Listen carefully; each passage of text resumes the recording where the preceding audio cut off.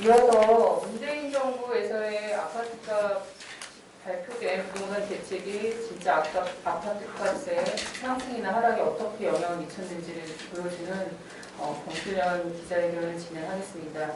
안녕하세요. 저는 경실련 부동산 건설개혁본부 김성달 국장입니다. 제 옆으로 참석자분들 소개해드리겠습니다. 윤순철 경실련 사무팀장이십니다. 김헌동 경실련 부동산 건설개혁본부장이십니다. 정택수 경실련 부동산 건설개혁본부 팀장이십니다. 네, 오늘 기자회견 취지 및 배경에 대해서 윤순철 사무총장님께서 발언해 주시겠습니다. 네, 오늘 기자회견은 문재인 정부 4년 전체를 보는 기자회견입니다.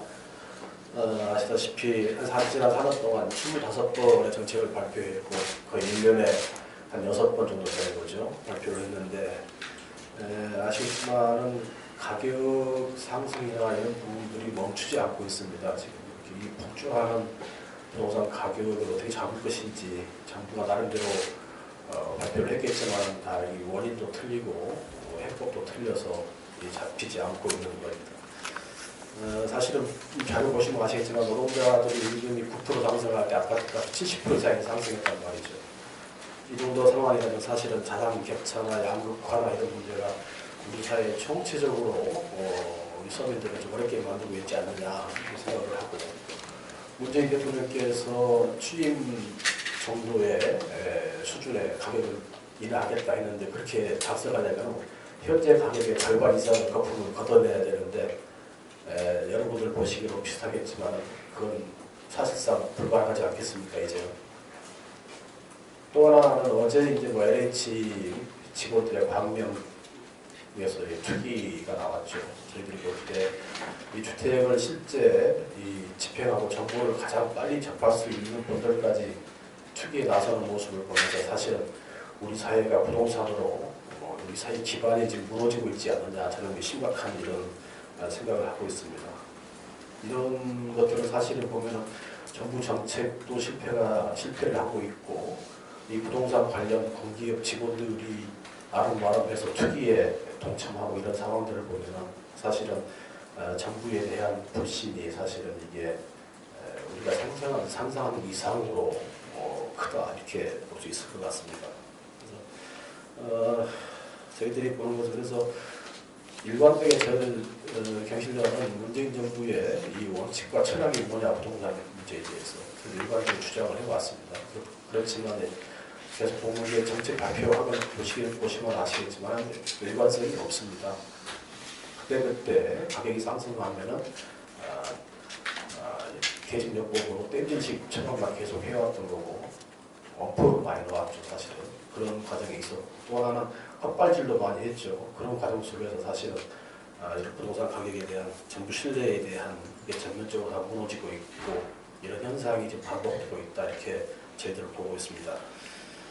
이런 과정에서 저희들이 실제 보면 근본적으로 문재인 정부가 부동산 문제의 정책과 이런 집행에 대해서 전면적으로 한번 점검해야 되지 않느냐.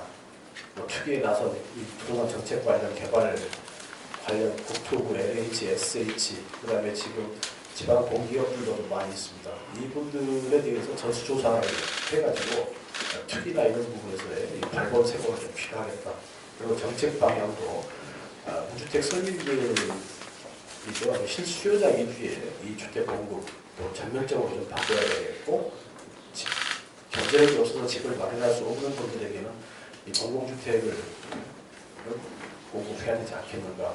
이러한 확고한 방식으로 전환되지 않는다면 저희들은 문재인 정부가 부동산 대책에서는 저희들이 희망이 없다 이렇게 보고 있습니다. 그래서 오늘은 저희들이 이런 지표를 보여드리면서 문재인 정부의 정책과 관련에 대한 전면적인 이런 조사와 혁신이 필요하다 이렇게 말씀드리고 싶습니다. 네, 이자 대책이 발표된 이후에 집값이 떨어지질 않고 있습니다.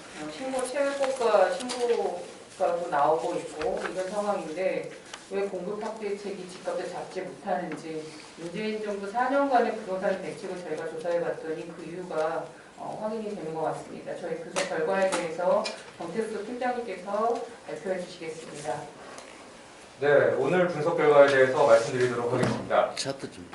네, 오늘 내용은 크게 정부의 진단과 처방이 어떻게 잘못되었는가로 나누어서 좀 설명을 드릴 수 있을 것 같습니다. 저희가 작년 5월 문재인 정부 출범 이후 서울 아파트값이 52% 상승했다라고 언론에 발표를 한 바 있습니다. 그러자 국토부에서는 경실련의 통계가 잘못됐으며 14% 오른 게 맞다라고 반박을 했었죠. 그런데 그 누구도 이 통계에 대해서 옳다고 생각하지 않았을 겁니다.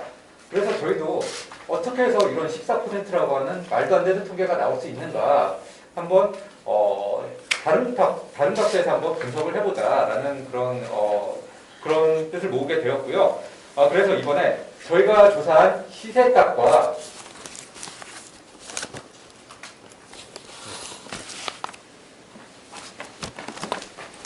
시세의 변동률과 정부가 주장하는 14%의 근거가 되는 한국부동산원의 매매가격 지수의 월별 변동률을 한번 비교를 해보았습니다.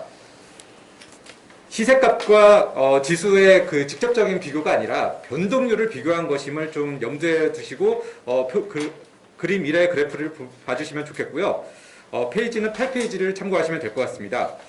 이 그림 미래에 대한 이해를 좀 돕기 위해서 19페이지에 있는 표 4를 같이 참고하시면 더욱 좋을 것 같습니다. 네. 여기 그래프에서 보시다시피 저희 경실련에서 조사한 시세 변동률과 한국부동산원에서 발표하는 지수 변동률은 대체로 그 변동 추이가 비슷하신 것을 확인하실 수가 있습니다. 그런데 그래프에서 양수 구간에 해당하는 구간에서는 시세 변동률보다 그 지수의 변동률이 비교적 낮게 나타나시는 것을 그림으로 보실 수가 있는데요. 그런데 반대로 음수 구간에서는 지수 변동률이 시세의 변동률보다도 훨씬 더 크게 떨어지는 것을 보실 수가 있습니다. 이게 뭐가 문제냐면요. 시세가 많이 상승할 때 지수는 상대적으로 덜 상승한다는 뜻이고요. 시수가 적게 떨어질 때 지수는 더 많이 떨어진다는 겁니다. 이런 식으로 통계가 다분히 좀 조작되는 게 아닌가라는 생각이 들게 된 부분이 있는 거고요. 그렇기 때문에 저희 조사 결과 서울 아파트 값은 4년 동안 78%가 올랐지만 정부 통계는 14%밖에 오르지 않았다라는 결론이 가능하다라는 점을 확인하실 수가 있었습니다. 정부의 진단이 이처럼 잘못됐는데 그에 대한 처방은 또 어떻게 나왔는가 지금부터 좀 설명을 드리도록 하겠습니다. 지금까지 정부의 부동산 대책은 언론에서 분류하시는 그 기준을 주로 많이 따랐는데요. 2017년에 6회, 2018년에 5회, 2019년에 7회, 2020년에 6회, 2021년에 한 해가 발표가 되어서 총 25차례 발표되었습니다. 두 달에 한 번꼴로 부동산 대책이 발표된 셈입니다. 그 유형별로는 분양 관련 대책이 10회로 가장 많았고요. 금융규제가 8회, 임대대책이 7회, 공급확대 대책이 6회, 세제대책이 5회 등이 있었습니다. 네, 11페이지의 그래프를 보시면은 각각의 부동산 대책이 발표된 시점과 아파트 값이 어떻게 올랐는지를 보실 수가 있을 겁니다. 부동산 대책이 발표됐음에도 불구하고 계속해서 부동산 가격이 오른 것을 확인하실 수가 있을 겁니다. 먼저 아파트 값이 어떻게 올랐는지를 좀 간략하게 설명을 드리면요. 문재인 정부가 출범한 2017년 5월 서울 아파트 값은 평당 2,138만 원이었습니다. 아파트 값은 총 78%가 올라서 평당 1,665만 원이 되는 평당 78% 1,665만 원이 올라서 2021년 1월 3,803만 원이 되었습니다. 30평 아파트 기준으로 6.4억짜리 아파트가 11.4억이 된 겁니다. 저희가 그 문재인 정부 임기 중 총 44개월을 25번의 대책이 발표된 기간을 저희가 조사를 했는데요. 그 중에서 아파트 값이 조금이라도 떨어진 기간은 44개월 중에 4개월에 불과했습니다. 이 4개월간의 아파트 값이 떨어진 기간이 전체적인 아파트 값에 어떻게 영향을 미쳤는지 한번 그 이후의 변화를 또 같이 비교를 해 보았는데요. 2019년 1월에서 4월까지 4개월 동안 평당 아파트 값은 마이너스 21만 원, 마이너스 0.7%를 기록했습니다. 하지만 2개월 만에 30만 원이 올랐습니다. 떨어진 가격보다 더 많은 가격이 오른 것이죠. 2019년 5월부터 2020년 4월까지 총 오른 가격은 407만 원, 14%입니다. 2020년 5월 아파트 값이 또 한 번 하락했습니다. 마이너스 6만 원, 마이너스 0.2%입니다.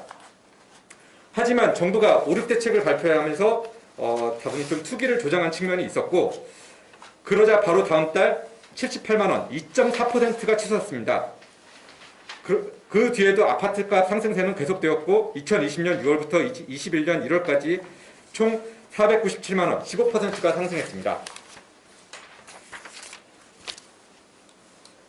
문재인 정부 임기 동안 노동자 임금은 연간 한 130만 원에서 140만 원 정도 상승한 것으로 파악이 됩니다.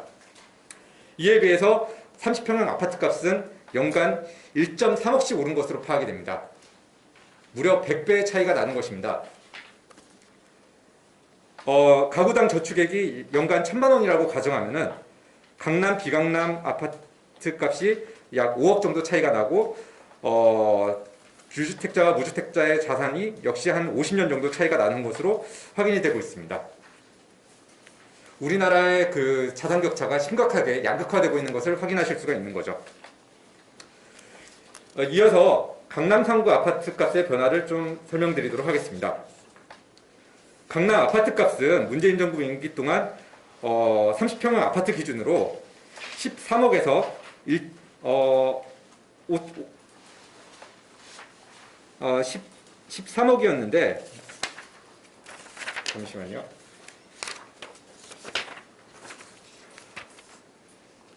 예, 9.4억이 올랐고 총 상승률은 73%인 것으로 확인이 됐습니다. 강남 같은 경우에는 아파트 값이 워낙에 비싸기 때문에 부동산 대책이 발표될 때마다 강남 아파트 값이 어떻게 변했는가가 그 세간의 관심이 모이게 될 수밖에 없습니다.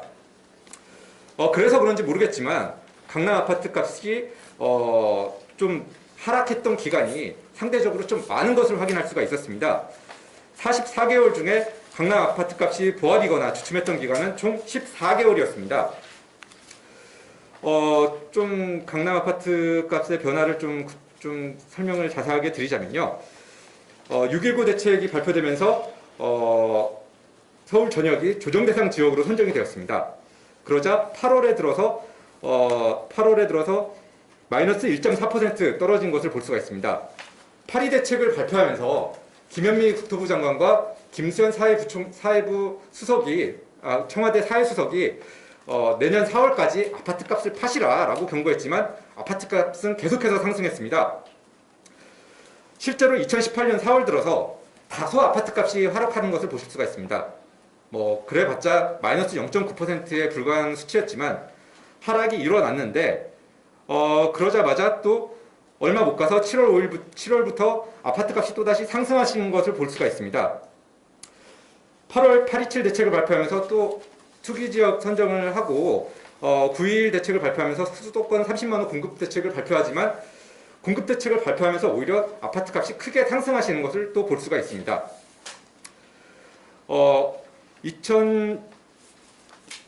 2018년 11월 들어서 아파트값이 마이너스 5.1% 하락하시는 것을 또 볼 수가 있는데요.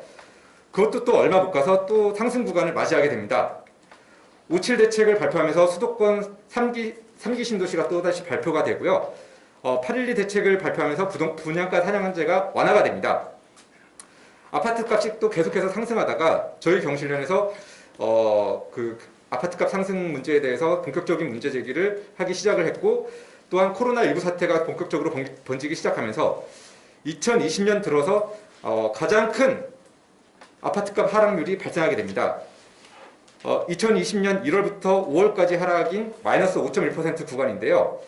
기간 대비 가장 크게 상승한 구간이라고 보실 수가 있습니다. 그런데 지금 아파트값이 코로나19 사태에서도 굉장히 오르는 것을 보실 수가 있죠. 그 계기가 됐던 것이 바로 5.6 대책 발표라고 보시면 될 것 같습니다. 5.6 대책 발표 이후에 아파트값은 또다시 급격하게 상승하기 시작했고 현재 이루고 있는 중이라고 보시면 될 것 같습니다.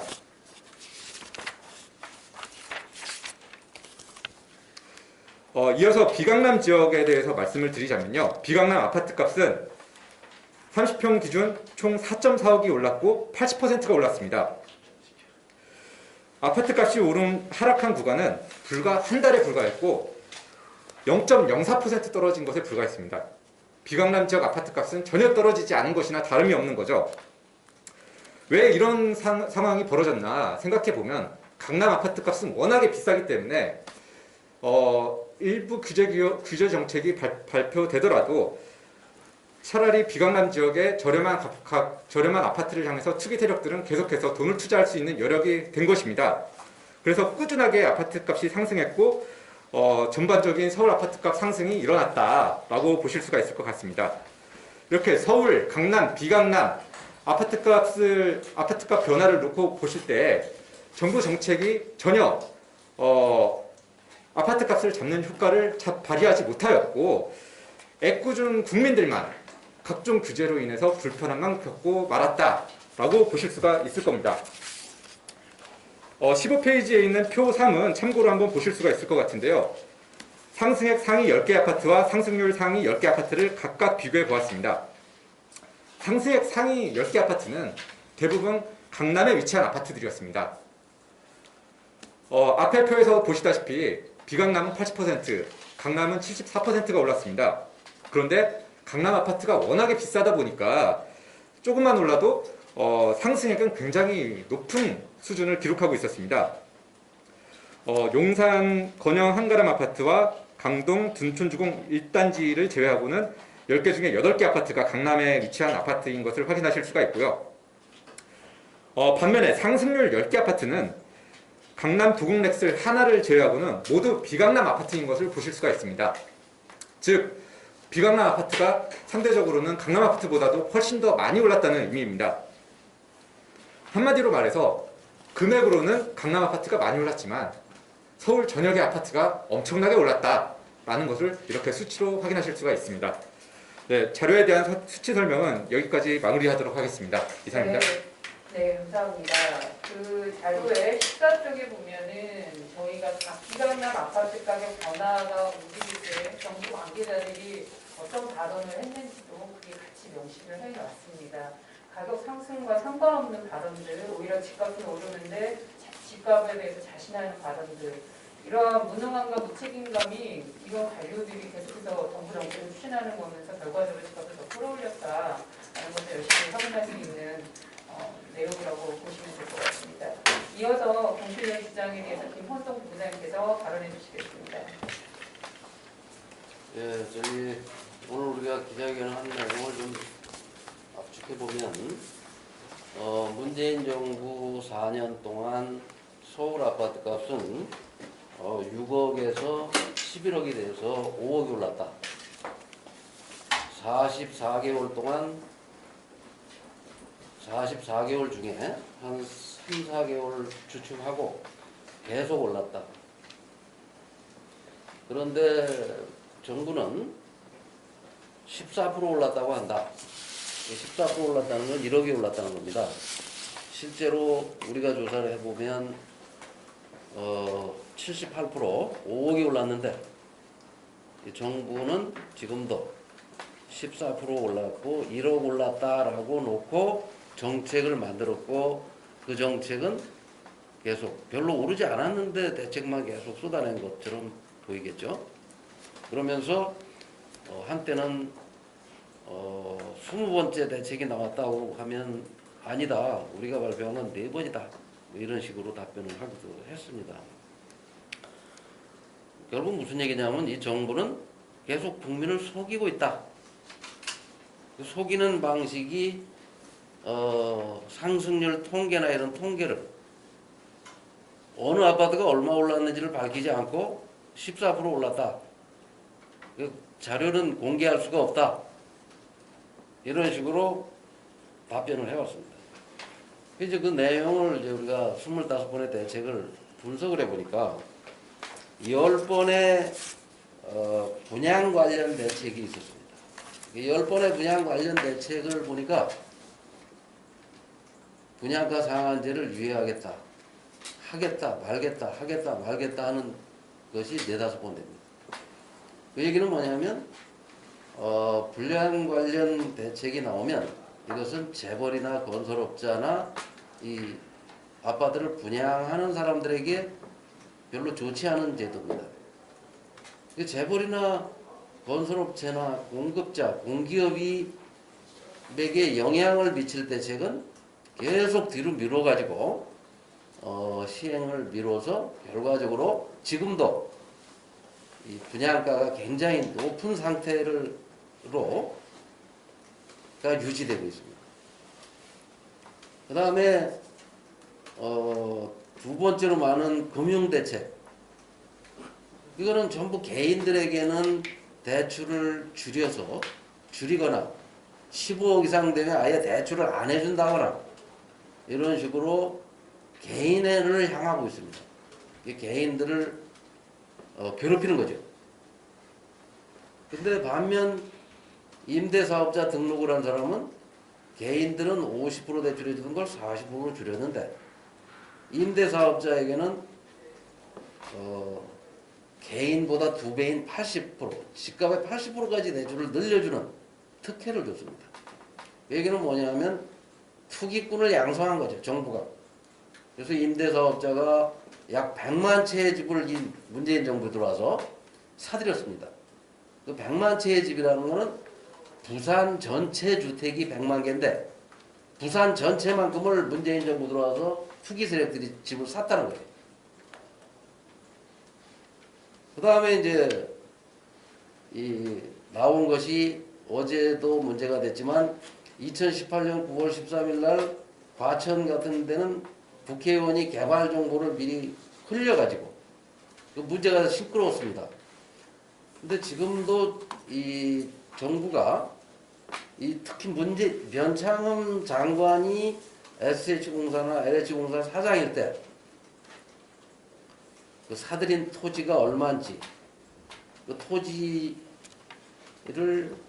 그 개발 정보를 누가 어떻게 가지고 왔는지 그래서 그걸 확인하려면 그 토지 보상비 집행 현황 이런 거를 자료를 내놔야 되는데 그런 자료를 SH나 LH가 내놓지를 않습니다.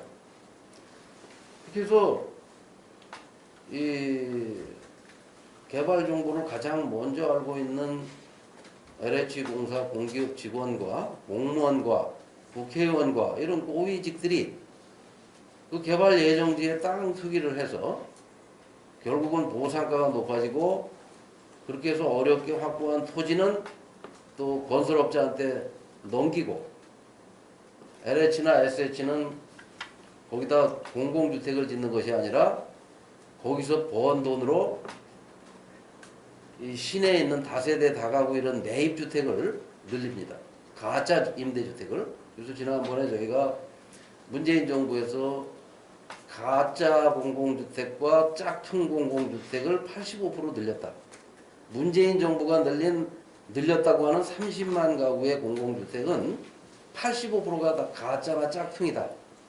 라고 저희가 알려드렸었는데 그 다음에 이제 또 다른 대책이 세제 대책입니다.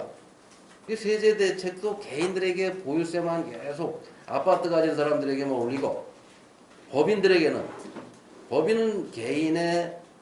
개인보다 개인은 2%의 보유세를 낸다면 법인은 0.7%인데 최고 세율이 또 법인이 가지고 있는 토지는 공시지가가 40%고 개인이 가지고 있는 아파트는 공시지가가 70%고 그래서 개인이 법인보다 재벌들보다 개인 아파트를 가진 사람이 세금을 6배를 내고 있습니다.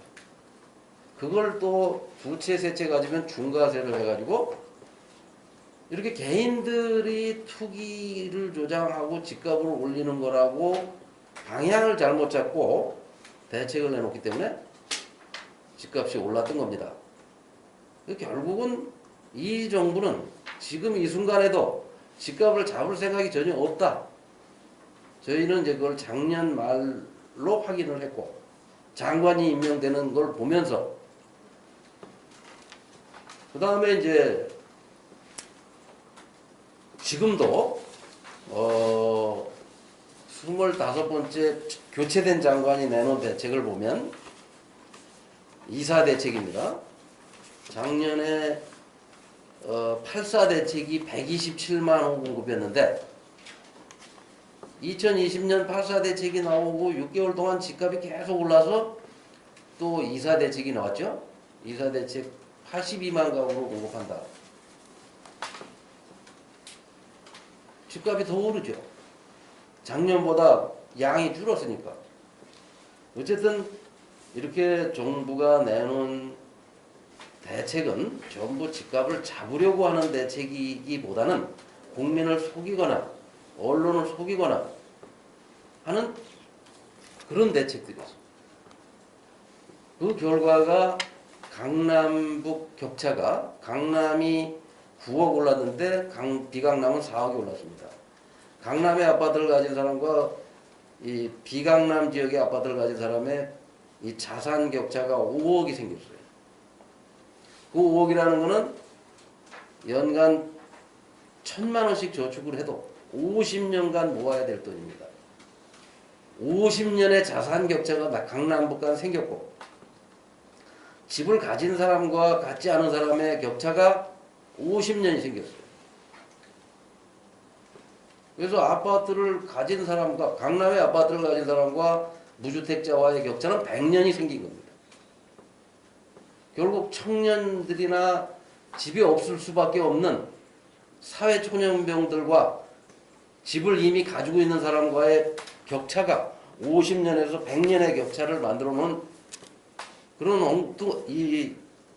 그런 대책을 만들어 놓은 그 사람들을 색출해서 어떤 자들이 이런 대책을 만들었고 정책 실명을 밝혀내야 될 것이고 그 다음에 어떤 자가 이렇게 14% 올랐다고 거짓말을 하는 이 조작된 통계를 만들었는지 이걸 색출해야 됩니다. 이걸 밝혀내지 못하면 계속 25번의 엉터리 진단과 엉뚱한 처방으로 우리 사회를 병들게 하고 이 청년과 무주택 서민들 한 90% 이상 되는 사람들의 이 희망과 꿈을 사라지게 만든 이 부분에 대해서 그냥 넘어갈 수 있는 문제는 아니다. 더 큰 문제는 한 달 앞으로 다가온 서울시장 선거에 나올 후보들이 이런 문제를 제대로 파악을 해서 합당한 대안을 제시해야 하는데 이게 여당이든 야당이든 집값을 제대로 잡을 대책을 내놓는 서울시장 후보도 보이지 않고 해서 우리가 무엇이 문제인지를 거의 매주 언론을 통해서 알리려고 합니다. 내일도 저희가 SH공사가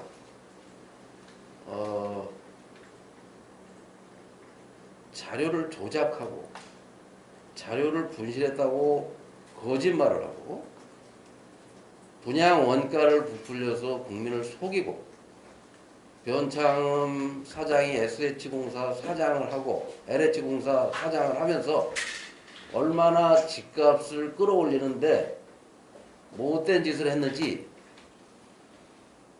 기자회견을 할 겁니다. 시간은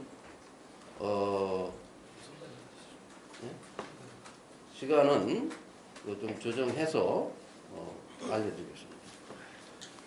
네, 25차례 대책이 나왔지만 저희 자료에서 보시듯이 공급책만 나오면 집값이 오히려 큰 폭으로 상승했던 것을 확인하실 수 있을 것입니다. 왜 이런 공급 확대만 나오면 집값이 오르는 것이냐?